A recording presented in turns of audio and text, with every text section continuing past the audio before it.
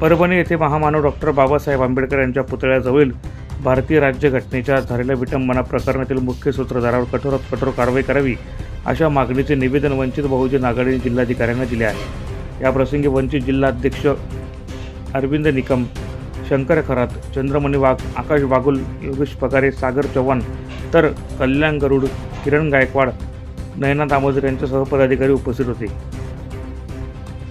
मी सिद्धार्थ वाघ परवा रोजी परभणी येथे भारतरत्न डॉक्टर बाबासाहेब आंबेडकर यांच्या स्मारकालगत असलेले भारताचे प्रतीक भारतीय संविधानाची प्रतिमेचे परभणीतील काही माथेफिरू समाजकंटकाच्या वतीने तोडफोड करण्याचा प्रयत्न करण्यात आला।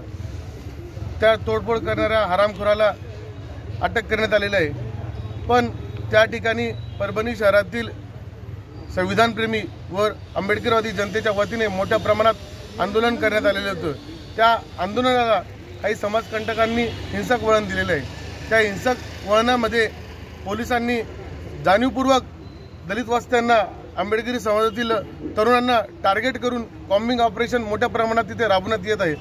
आमची या ठिकाणी धुळेकर जनतेच्या वतीने, सर्व संविधानप्रेमी, सर्व आंबेडकरी जनतेच्या वतीने परभणी पोलीस प्रशासनाला इथून आवाहन करतोय की तात्काळ तिथलं कॉम्बिंग ऑपरेशन थांबवण्यात यावं व त्या ठिकाणी आंदोलन करताना जे गुन्हे दाखल करण्यात आलेले आहे ते गुन्हे देखील मागे घेण्यात यावे आणि ज्या तोडफोड करणाऱ्या समाजकंटकाच्या मागे सूत्रधार कोण आहे याची सखोल चौकशी करून त्याला तात्काळ अटक करण्यात यावी अशी आमची मागणी आहे।